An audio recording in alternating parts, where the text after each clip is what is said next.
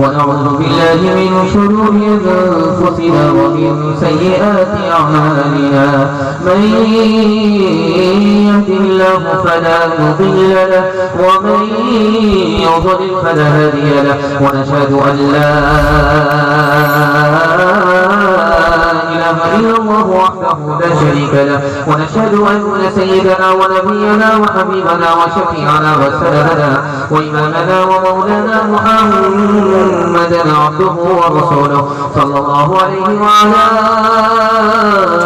آله وصحبه وبارك وسلم تسليما كثيرا كثيرا.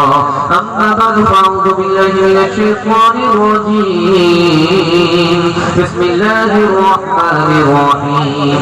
أينما تكونوا يدرككم الموت ولو كنتم في بروج مشيدة. صدق الله مولانا العظيم. وقال النبي صلى الله عليه وسلم موتوا قبل أن تموتوا أو كما قال عليه الصلاة والسلام. سبحان الله وبحمده سبحان الله العظيم وبحمده يستغفر الله.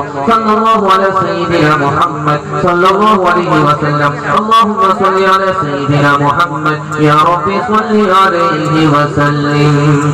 रह के दुनिया में बशर को नहीं ज़ेबा गफलत मौत का ध्यान भी लाजिम है कि हर आन रहे.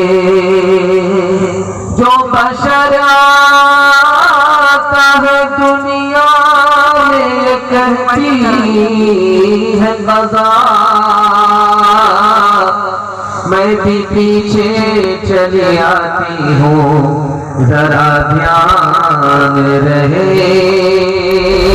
यही तुझको तुम है रहो सबसे पाला हो सीनत निराली हो फैशन निराला.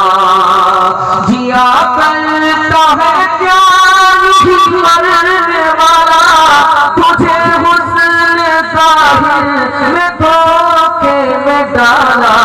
जगह जी लगाने की दुनिया नहीं है ये इबरत की चाह तमाशा नहीं है.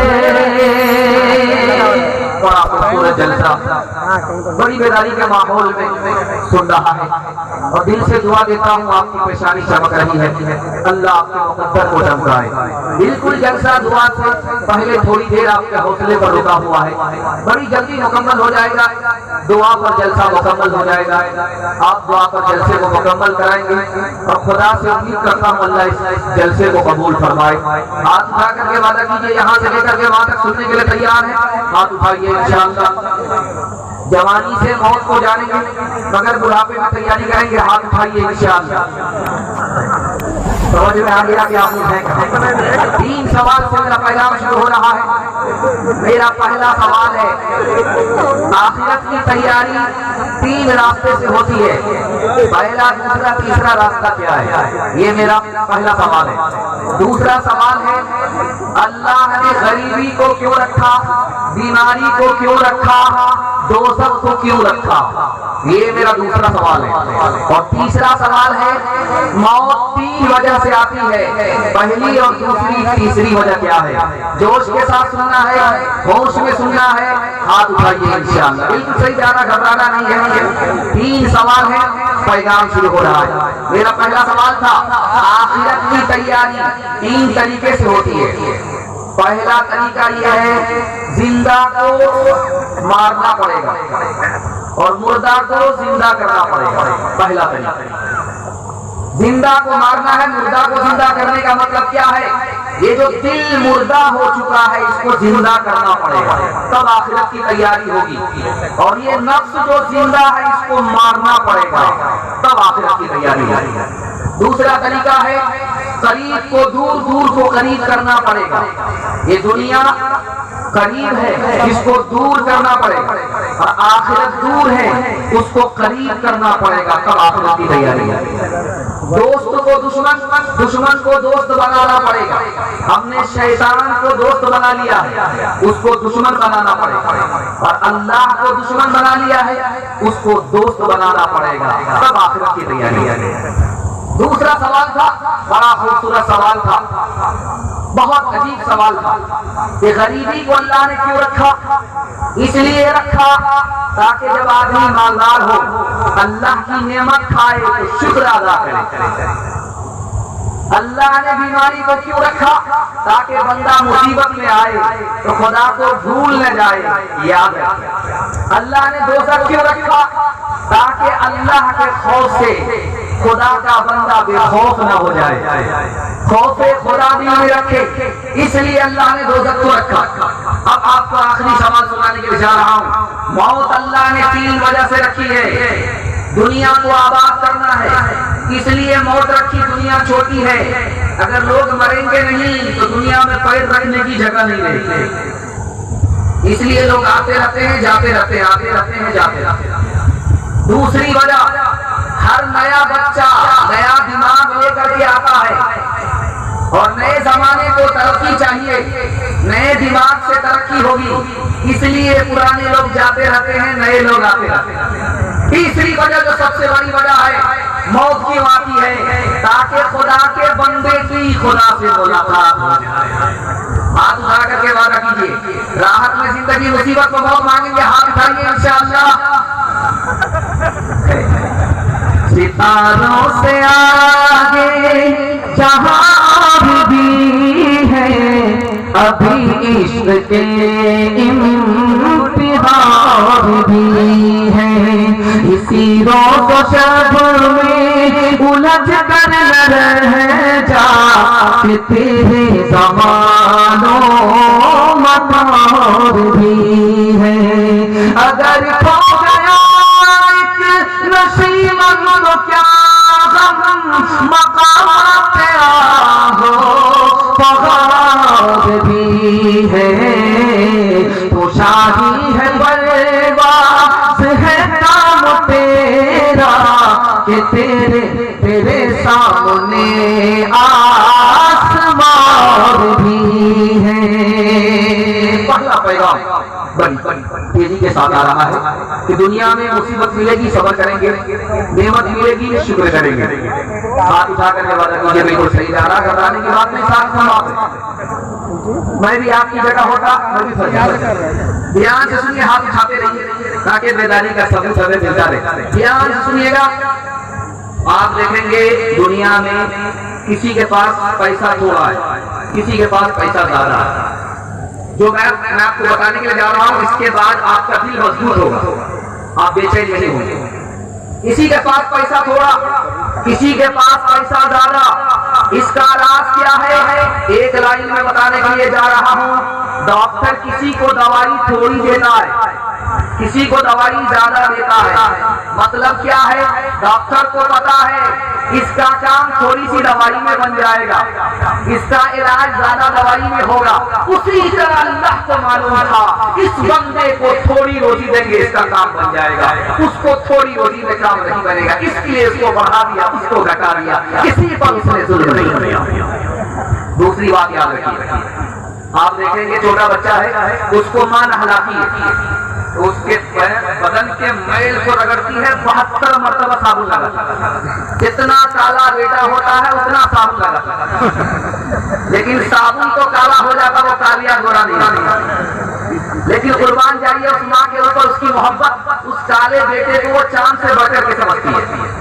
बेटा रो रहा है, माँ उसको रगड़ रही है, किसी तरह गोरा हो जाए, वो चिल्ला रहा है, उसकी कोई परवाह नहीं करती। बच्चा क्या समझ रहा है? मेरी माँ नहीं है, मेरी दुश्मन है। लेकिन माँ को मालूम है कि मैं इसके रोने की परवाह करूंगी तो बच्चा पाक साफ नहीं होगा, मैल कुचैल साफ नहीं होगा, हमारे ऊपर मुसीबत आती है, हम रोते हैं, खुदा को परवाह नहीं। उसे पता है जब तक मुसीबत नहीं आएगी ये रोएगा नहीं, इसका गुनाह का मैल कुचैल साफ नहीं। चक्की चल रही थी, दाना मुंह जा रहा, आटा बना। तो बाप रोने लगा, बेटा हंसने लगा। तो बाप ने कहा गया वंश कभी लगा हाय पूछ कमाल, ये नालायक बेटा रोने की जगह हंसता है, ये तो खानदान का नाम मिट्टी में मिला देगा। तो बेटे ने कहा कि अब्बा हुजूर कौवे से ज्यादा कौवे का बच्चा चला था। आप रोने की वजह बताइए, मैं हंसने की वजह बता। तो बाप ने कहा बेटा चक्की चल रही थी, दाना मुंह में जा रहा था, आटा बन रहा था, मुझे अपनी मौत याद आ गई कि ये आसमान और जमीन दो पार्ट है, दुनिया चक्की है और इंसान दाने की जगह है, ये भी मर करके मिट्टी में मिल जाएगी। अब्बा हुजूर आपका रोना सही, हमारा हंसना सही। आपने दाने को देखा, आटा बन गया, अपनी मौत याद आ गई, इसलिए आप रोने लगे। आपने किले को नहीं देखा जिसको पकड़ करके चक्की चलाई जाती है, उससे दाना सट जाता है, वो पीसा नहीं जाता। जो अल्लाह की रस्सी को पकड़ लेता है वो यहाँ भी आवाज आता, वहां भी आवाज। चलती चक्की देख कर दिया कबीरा रोज, चलती चक्की देख कर दिया कबीरा रोज। दो पाटन के बीच में, दो पाटन के बीच में साबुत बजान को, साबुत बजान को। चलती चक्की देख कर दिया कमाल भभाए, कील सहारे जो है, कील सहारे जो है, वो बार बार बच जाए, बार बार बच जाए। जागो रहे साइया मार न सके कोई, बाल नबी का कर सके, बाल नबी का कर सके। सब जग बैरी हो, सब जग बैरी हो। एक मिसाल जल्दी से खबर कर रहा हूँ, हिंदू मुसलमान भाईचारा को सामने रखिए और बराए साले सवा ये जलसा ताज़ियती हो रहा है, इसको सामने रखिए। जल्दी से पैगाम निकलना, सुनने के लिए मुकम्मल तैयार है जो उसके साथ हाथ उठाएंगे इंशाअल्लाह। नमाज़े जनाजा मस्जिद में हाथ उठाएंगे इंशाअल्लाह।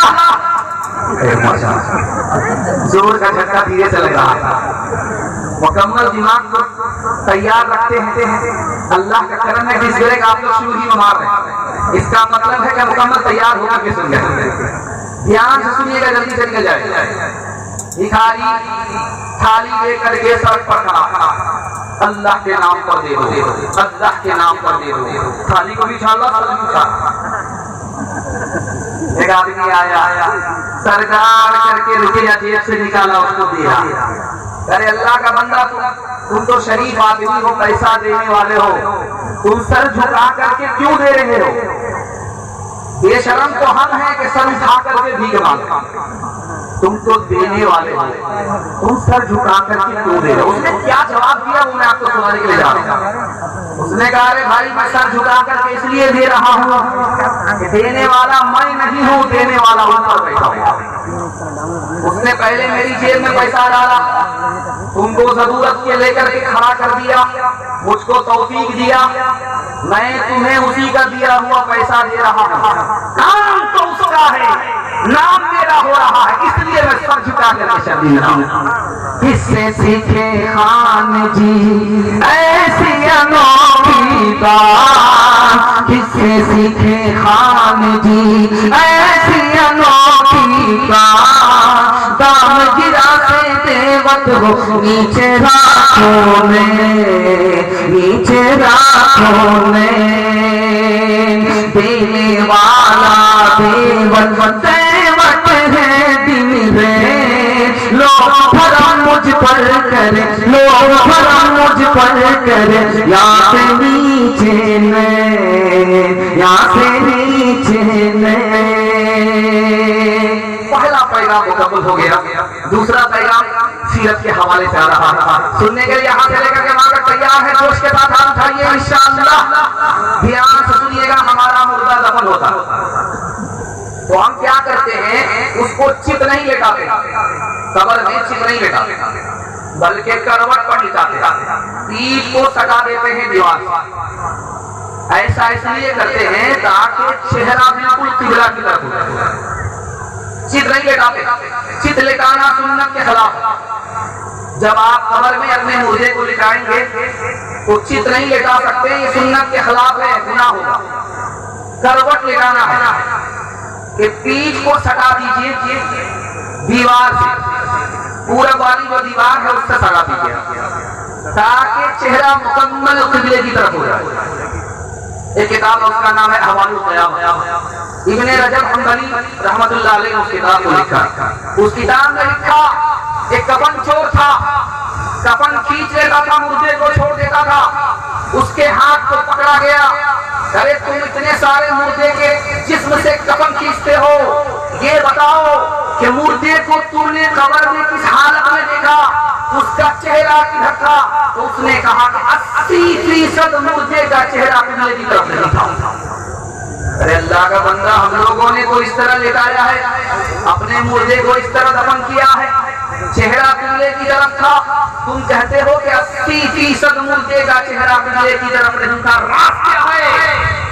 इमाम औज़ाई रहमतुल्लाह अलैह ने कहा ये वो लोग थे जिनको लेटाया गया, खबर में चेहरा किबले की तरफ किया गया, लेकिन जिंदगी भर नबी की सुन्नत से मुंह मोड़ा। अल्लाह ने मरने के बाद किबले से मुंह मोड़ दिया। हाथ उठा करके वादा कीजिए, नबी की सुन्नत को दांत से पकड़ेंगे, जिंदगी भर अमल करेंगे। हाथ उठाइए इंशाअल्लाह। बेटा की शादी फ्री बनी होगी, हाथ उठाइए इंशाअल्लाह। शोर है होगे, शोर है होगे, दुनिया से मुसलमान हो। हम ये कहते हैं कि थे भी कहीं मुस्लिम मौजूद, वज़ में तुम हो नसारा तो तमाकुन में हनो। ये मुसलमान हैं जिन्हें देख के शर्माए हो, कल्ब में तो नहीं, रूह में एहसास नहीं, कुछ भी पैगाम मोहम्मद का तुम्हें पास नहीं, कुछ भी पैगाम शक्ल तुम्हारी औरत जैसी, तुमने बनाई सूरत कैसी, मोच उड़ाए दाढ़ी बनवाए औरत जैसी शक्ल बनाए। तुम्हें क्या हो गया है, तुम्हें क्या हो गया है? गैर का खाए अपना बचाए, उस पर मौत मनाए। तुम्हें क्या हो गया है, तुम्हें क्या हो गया है? तो पैगाम जल्दी से निकल रहा है। मैं देख रहा हूँ आप थक चुके हैं, आपको थकाना नहीं है, जल्दी से मंजिल तक, साहिल तक आपको पहुंचा देना है। तीसरा पैगाम सुनने के लिए तैयार है? जिसके साथ हाथ उठाइए इंशाअल्लाह। ध्यान से सुनिए कि दुनिया की सबसे कीमती चीज खाने की क्या है? शहद है। शहद से बढ़कर के दुनिया की खाने की कीमती चीज कोई है नहीं। लेकिन आपने कभी गौर किया कि शहद तैयार कैसे होता है? फूल पर मक्खी आती है, उसको चूस करके मुंह से हलक के नीचे से उतार करके पेट में ले लेती है, और उसके बाद अपने छत्ते में आकर के उसको उल्टी कर देती है। हाँ वो कीजिए, पेट में लिया हुआ रस उसे मक्खी ने उल्टी कर दिया। ये तो अल्लाह की कुदरत है कि उसमें खुशबू डाल दिया, वो खुशबूदार हो गई। लेकिन देखिए शहद सबसे कीमती चीज हकीकत में क्या है? पेट की उल्टी है, मक्खी ने पलट। दूसरी चीज पीने की सबसे कीमती चीज एक ही है, उसका नाम है ज़मज़म। अभी हज पे लोग जा रहे हैं, दुआ करता हूँ, जलसा है कबूलियत की घड़ी है। अल्लाह सबको उस घर की बार बार ज़ियारत नसीब फरमाए। वहां से जब लौटते हैं तो तबर्रुक लेकर के आते हैं, ज़मज़म लेकर के आते हैं।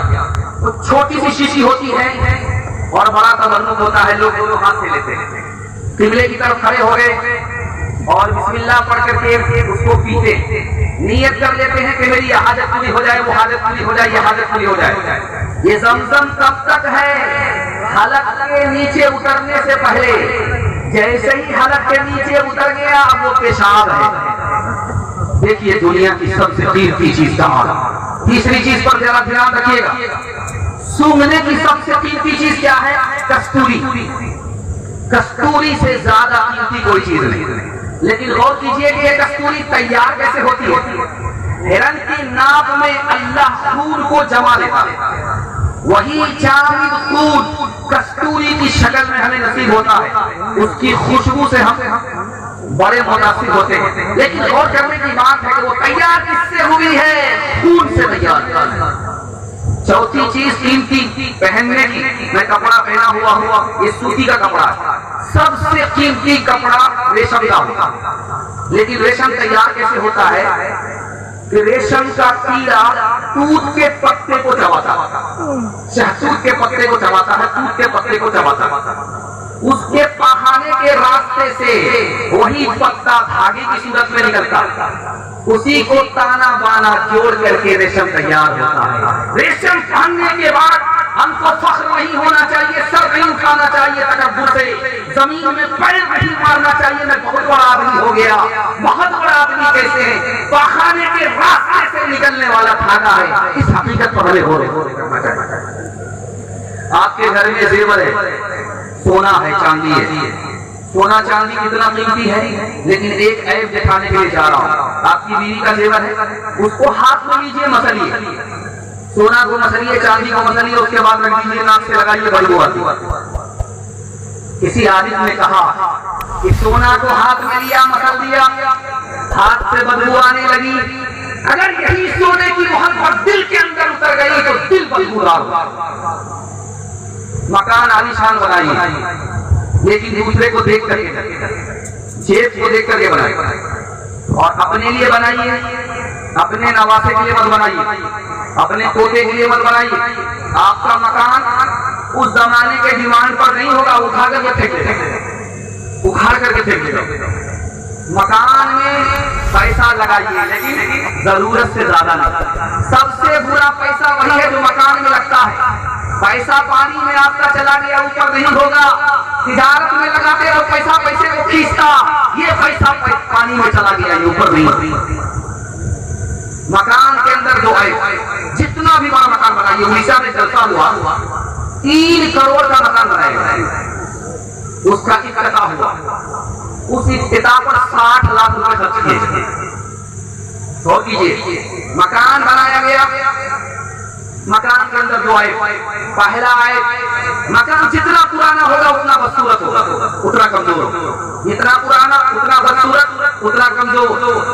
और दूसरा आए क्या है? भूकंप आ गया, तो आपने तुर्की के मकान का हाल देखा, मकान आपको छोड़ देगा। और अगर आपको मौत आ गई तो आप मकान को छोड़ देंगे। हाथ उठा करके वादा कीजिए, दूसरे को देखकर लोन पर पैसा उठा करके मकान बनेगा इंशाअल्लाह। पहली फुर्सत में बात अपनी हाथ उठाइए, वो हमारी तरह हाथ मजलू, हम तो फूल मजलू। कितना ऊंचा तस्वीर दुनिया को बनाने जाओगे, कितनी गहरी इसे की बुनिया देखो दाने जाओगे, कितना अर्ज़ो तूल में इसको बढ़ाने जाओगे, खींच कर उसका हाथ सिलसिला ले जाओगे। उसको क्या चलती दबा सर पे उठाने जाओगे, उसको क्या चलती दबा सर पे उठाने जाओगे, उसको क्या चलती दबा सर पे उठाने जाओगे। आए थे क्या लाए थे, जाओगे क्या ले जाओगे, आए थे क्या लाए थे, जाओगे क्या ले जाओगे। ये पैगाम बड़ा साल सवा ताज़ियती है, इसके हवाले से फिक्र आखिरत। चौथा पैगाम आपकी खिदमत में आ रहा है, बड़ा प्यारा है, और अल्लाह से दुआ करता हूँ ये जगह तक पहुंचे, अल्लाह हमारे मुताला को ज़्यादा फरमाए, आपके इल्म में इज़ाफ़ा फरमाए। रात का सन्नाटा, आदमी सो गया, ख्वाब क्या देख रहा है? मैं मर गया। इसका क्या मतलब? ख्वाब ये देख रहा है मैं मर करके जिंदा हो गया। ख्वाब ये देख रहा है कि मेरा मरा हुआ बाप मायूस है, मेरा मरा हुआ बाप नंगा है, मेरा मरा हुआ बाप खुश है। इसका क्या मतलब हुआ? बिल्कुल 3 लाइन का पैगाम आपकी खिदमत में फिक्र आखिरत के हवाले से आ रहा है। मुकम्मल सुनने के लिए तैयार है? जोश के साथ हाथ उठा लीजिए इंशाअल्लाह। बराबर सोएंगे, रमजान और जुमा में जागेंगे, हाथ उठाइए इंशाअल्लाह। बेफिक्र हो जाते हैं कि चलिए फंसेगी गाड़ी में। यहाँ से सुनिएगा, आदमी ख्वाब देखे मैं मर गया हूँ, ये ख्वाब अच्छा नहीं। पहले दीनदार था, अब दुनियादार हो गया। पहले नमाज पढ़ता था, अब नमाज छोड़ दिया। पहले नेकी करता था, नेकी छोड़ दिया। पहले गुनाह नहीं करता था, अब गुनाह करने लगा। ये मतलब हुआ ख्वाब अच्छा नहीं। ख्वाब ये देख रहा है कि मैं जिंदा हो गया, ये ख्वाब बहुत अच्छा। इसके ऊपर कर्जा था, कर्जा उतरेगा। ये सफर में था, वापिस लौटेगा। ये जेल चला गया था, अब इसकी रिहाई होने वाली है। ख्वाब बहुत अच्छा। मुर्दा आदमी जिंदा हो गया, ख्वाब देखा, ख्वाब बहुत अच्छा। ख्वाब से देख रहा है कि मेरा बाप जो मर गया था वो नंगा है। ख्वाब अच्छा नहीं है, बहुत बुरा ख्वाब है। बाप के नामे अमाल में कोई नेकी ही नहीं है, बाप के नामे अमाल से नेकी खाली है। ये मतलब है कि मुर्दा को नंगा देखा, मुर्दे को देखा कि मायूस है, अच्छी हालत उसकी नहीं है, अल्लाह के यहाँ पकड़ा गया। खुश है, हंस रहा है, मुस्कुरा रहा है और हंस करके बात कर रहा है। मुर्दे को ख्वाब में देख रहा है, ख्वाब बहुत अच्छा है। अल्लाह के यहाँ उसकी नजात हो गई है। इंशाअल्लाह जो काम कल करना है वो आज करना, जो आज करना है वो अभी करना। दूसरे के कंधे पर बंदूक रख के चलाना नहीं है। हाथ उठाइए, मौत से पहले मौत की तैयारी करनी है। हाथ उठाइए इंशाअल्लाह। शुक्रिया पहुंचाने वाले, शुक्रिया अब अकेले ही चले जाएंगे इस मंजिल से हम। फना के बाद भी मुझको सता रहा है कोई, निशान कब्र का मेरा मिटा रहा है कोई, निशान कब्र का। ऐ खुदा मुझको थोड़ी सी जिंदगी दे दे,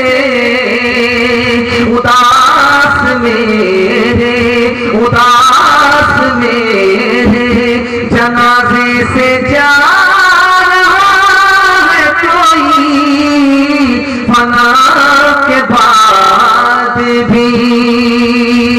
कुरान को मजबूती से पकड़ लीजिए, अल्लाह आपको जहन्नम से जन्नत में दाखिल करवा देगा। हाथ उठा करके वादा कीजिए, कुरान से हमारा रिश्ता मजबूत रहेगा। हाथ उठाइए, बिल्कुल सही जा रहा। अखबार रोज पढ़ेंगे, कुरान कभी कभी। हाथ उठाइए इंशाअल्लाह। ज्यादा लोग मिस्टेक मार रहे हैं, थोड़े लोग फिसल रहे हैं, खैर आखिर तक वो भी समझ जाएंगे। ध्यान से सुनिए, शादी हो गई, 1 साल गुजर गया, बाल बच्चा नहीं, 2 साल गुजर गया, बाल बच्चा नहीं। लोगों ने कहा तू कैसा मर्द है, शादी को 2 साल हो गए, कोई कैलेंडर ही नहीं छप रहा है। अब बेचारा मुंह छुपा करके चल रहा है समाज। कबूलियत की घड़ी थी, अल्लाह से कहता मेरे परवरदिगार, समाज से कब तक मुंह छुपाता रहूंगा, बेटा ना दो सही एक बेटी दे दो। वादा करता हूँ जब उसकी शादी होगी दुनिया की हर दौलत देकर उसको माला माल। कबूलियत की घड़ी घूम रही थी, दुआ कबूल हो गई, बेटी मिल गई। इत्तेफाक ये कि जब उसकी शादी की उम्र हुई तो जेब में फूटी कौड़ी। बड़ा मायूस हुआ, दौड़ा दौड़ा इमाम शाफी रहमतुल्लाह अलैह के पास आया, हुजूर खत्म हो गया, वादा तो अल्लाह से किया था कि बेटी को माला माल करके शादी के बाद रुखसत करूंगा, जेब में फूटी कौड़ी नहीं है। अरे अल्लाह के बंदे, सबसे बड़े मालदार तो तुम हो, सबसे बड़ी दौलत तुम्हारे पास मौजूद है। हुजूर रुपया पैसा नहीं है, चांदी सोना नहीं है, जमीन मकान नहीं है, अल्लाह की सबसे बड़ी दौलत तुम्हारे पास मौजूद है। तू कैसे कहता मेरे पास दौलत नहीं है? कुरान से वाक़या की कोई दौलत नहीं है। बेटी बेटी को तालीम कुरान की दो, जब वो रुखसत हो जाए तो कुरान के साथ रुखसत कर दो। दुनिया की कोई दौलत कुरान के मुकाबले में नहीं होती। अल्लाह के रसूल पैदल चल रहे, सहाबी सवार है। अल्लाह के रसूल पैदल हैं, सहाबी सवार। सहाबी ने हाथ जोड़ करके कहा, या रसूल अल्लाह, ये गजब हो जाएगा। आप आका हैं, आप पैदल चलेंगे, मैं सवार गुलाम। अरे ये तो पूछो कि मैं पैदल क्यों चल रहा हूँ तुम्हारे अदब में, और तुम्हारे अदब में पैदल इसलिए चल रहा हूँ कि तुम हाफिज़ कुरान। तीसरे पैगाम को आप ध्यान देंगे। हमारे यहाँ हिंदुस्तान बहुत बड़ा होता, पैदा होने वाले लोग कम होते, मरने वाले लोग कम होते, पैदा होने वाले लोग ज्यादा। कोई फर्क नहीं पड़ता। लेकिन आप मदीने में देखेंगे कब्रिस्तान छोटा, पैदा होने वाले लोग कम, मरने वाले लोग ज्यादा। अब वहां होता कि इतनी जमीन कहां से लाएंगे? 10-10 मुर्दा, 20-20 मुर्दा रोजाना दफन होता, तो कहां से इतनी जमीन लाएंगे? जमीन छोटी होती तो हर 6 महीने में पुरानी कब्र को खोद करके नया मुर्दा दाखिल कर दिया जाता है। 6 महीने में मुर्दा खत्म, लाश भी खत्म, कफन भी खत्म, सब कुछ खत्म। अब 6 महीने में पुरानी कब्र को खोदा, नया मुर्दा दाखिल कर दिया।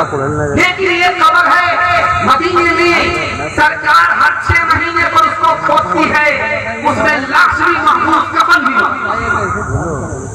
अब हैरान सारे लोग परेशान थे, भाई ये किस आदमी की खबर है? पता चला किसी आलिम के बेटे से मालूम करो। बेटे को बुलाया गया, कहीं किसकी खबर? कर मेरे बाप की खबर।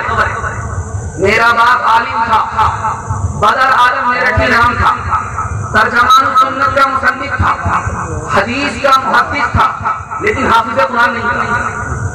लेकिन मेरे बाप की आदत थी कि छोटा बच्चा भी हाफिज़ कुरान अगर सामने बैठ जाता तो फैलाया हुआ पैर समेट लेते थे हाफिज के एहतराम में। उसी का नतीजा है कि ज़माना गुजर गया, लाश भी महफूज है, कफन भी महफूज है।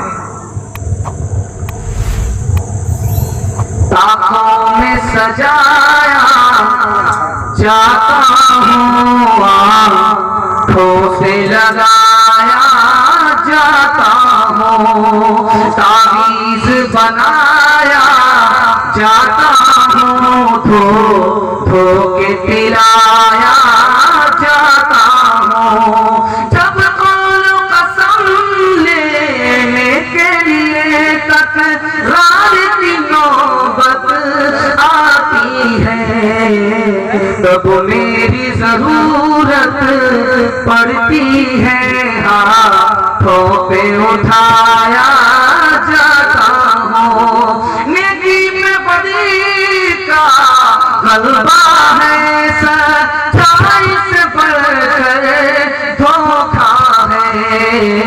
एक बार हंसाया जाता हूँ, 100 बार रुलाया जाता हूँ। कुरान के हवाले से पैगाम मुकम्मल हो गया। एक खास बात आपको सुनाने के लिए जा रहा हूँ। आप देखेंगे जब जनाजा रखा रहता है सामने, तो इमाम साहब खड़े होते ऐलान करते हैं। उसमें ऐलान क्या करते हैं कि देखिए भाई, जिसका जनाजा है उसका बेटा मौजूद है, जिससे लेन देन हो बेटा से आप तकाजा कीजिएगा, बेटा दे देगा। किसी का कर्ज मारा हो बेटा दे देगा, और बुरा भला कहा है तो आप माफ कर दीजिएगा। मैं कहता हूँ, किताब कहती है, तजर्बा कहता है, इस ऐलान का कोई फायदा नहीं। लेकिन हर जनाजे पर ऐलान होता है, ऐलान होने देना है, आपको एतराज नहीं करना। ये नुक्ते की बात, नसीहत की बात कर रहा है। ऐलान पर एतराज नहीं करना। ऐलान जो जिस इमाम की तरफ से हो रहा है वो भी सुन्नत है, लेकिन इस ऐलान का फायदा होता है कि नहीं होता? ये तजर्बे से कहा जा रहा है। आप इसको बहुत ध्यान से सुनिएगा। जनाजा रखा हुआ, पढ़ाने से पहले इमाम साहब 2 मिनट के लिए खड़े हो गए, लोगों से कहा कि कोई जनाजा है, इसका बेटा मौजूद है, तुम्हारा पैसा मार करके मरा है, बेटा से ले लेना, बुरा भला कहा है, माफ कर देना। मैं कहता हूँ, किताब कहती है, तजर्बा लिखा हुआ है, इस ऐलान का कोई फायदा नहीं। जिसको सताया होगा वो जनाजा पढ़ने के लिए नहीं आया। इसलिए जो काम करना है वो कल करना है। मरने से पहले ही माफी साफी कर लेना। हाथ उठा करके वादा कीजिए, बेटी की तरफदारी में दामाद जेल जाएगा इंशाअल्लाह। वो अजब लोग थे जाने क्या लोग थे, वो अजब लोग थे जाने क्या लोग थे, जिंदगी छोड़ दी बंदगी के लिए। वो अजब लोग थे जाने क्या लोग थे, जिंदगी छोड़ दी बंदगी के लिए। वो अजब लोग थे जाने क्या लोग थे, जिंदगी छोड़ दी बंदगी के लिए। एक हम लोग हैं जान क्या लोग हैं, एक हम लोग हैं जान क्या लोग हैं, बंदगी छोड़ दी जिंदगी के लिए। ध्यान सुनिएगा, अभी आपके अगर बाल सफेद हो गए, ये खुशी की बात नहीं है, खतरे की बात। जब दाढ़ी के बाल सफेद हो जाते हैं, सर के बाल सफेद हो जाते हैं, तो आदमी अपनी फिक्र भूल जाता, बेटा की फिक्र ज्यादा हो जाती, पोता की फिक्र ज्यादा हो जाती। बेटा के लिए ये करके जाते, पोता के लिए वो करके जाते, पैर लटक गया कमर में, अपने लिए क्या करके जा रहे हैं उधर ध्यान नहीं जाते। जानते हैं आदमी कंजूसी क्यों करता है? जेब में हाथ जाता लेकिन फकीर के लिए पैसा नहीं निकलता। क्यों? बेटा और पोता की मोहब्बत। आदमी हराम क्यों कमाता? बीवी ने ताना मारा, दुनिया कहां से कहां पहुंच गई, तुम वही के वही हो। अब आंख बंद करके मजनू कमाने लगता है, हलाल और हराम को देखता नहीं है। आदमी जहन्नम में किसकी वजह से जाएगा? बेटे और बीवी की वजह से जाएगा। तो उसकी दुनिया बना दी, अपनी आंखों पर बर्बाद। शादी का जब मौका होगा तो बेटा खामोश होगा, बाप बोलता हमको अल्लाह ने क्या कमी दे रखी है, हम तो हाजी भी है नमाजी भी है, 4 चक्का दे दीजिएगा तो क्या फर्क पड़ेगा, आप ही की बेटी आएगी और जाएगी। कितना बड़ा बुनियाद है, काम भी निकालना चाहता, बदनाम भी नहीं होना। एक बुनियाद का दुनिया को ठक करके जा रहा था, बेटा से कहता बेटा 1 मिनट में फरिश्ता को ठग लेगा। बेटा कहता अब्बा हुजूर तेरे बाप की हिम्मत है, फरिश्ता को ठग लो। बेटा 2 मिनट तुमको करना ये है, मैं मर जाऊंगा तो पुरानी कब्र में दफन करना, नहीं कब्र में दफन दफन। अब्बा हुजूर नया मुर्दा नहीं कब्र में जाता, पुरानी कब्र में क्यों जाना चाहते? जब पुरानी कब्र में नया मुर्दा जाएगा, फरिश्ता पूछने के लिए आएगा तो कहेंगे अभी तो भी उसका देंगे क्या बात आपकी हाथ खराब करने के लिए। इंसाफ से बताइए, बिल्कुल हाथ रख करके बताइए। ये जो गाड़ी मिली है किसको मिली? बेटी दामाद को। ये जो सामान मिला डबल डबल पलंग मिले किसको? बेटी दामाद को। ये जो बच्चे वाली भैंस मिली, गाय मिली किसको? बेटी दामाद को। इस गवर्नर बाप को क्या मिला? नाना की हुंडी। ये दूसरे की दुनिया बना रहा है, अपनी आखिरत बर्बाद कर रहा है। एक बाप अपने बेटे से पूछता है कि बेटा ये बताओ मेरे इलाज में कितना पैसा खर्च होगा? 1 लाख रुपया। मेरे कफन दफन में कितना पैसा खर्च होगा? 1,000। 1,000 कफन दफन में, इलाज में 1 लाख। इतना बड़ा कंजर था, कंजूस था, मक्खी चूस था। क्या बोलता है भाड़ में जाने दो इलाज को, मरने ही दो, 1 लाख रुपया तो बचे।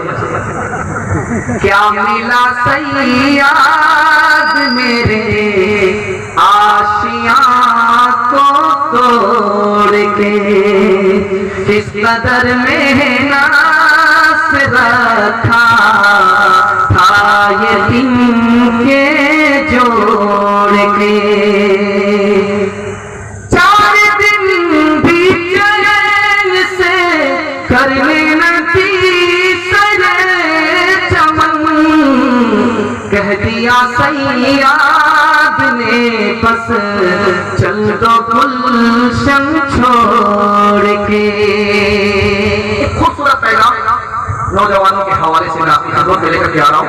यहाँ से लेकर के वहाँ तक हमारे जवान सुनने के लिए तैयार है, जोश के साथ हाथ उठाइए। बूढ़े लोग गलती से आपको बताइए, आप लोग सीधा जन्नत में जाकर के जवान 100 दुआ करेंगे जलसा में, आप जवान नहीं है। ध्यान से सुनिएगा, आपको सुनाने के लिए जा रहा हूँ।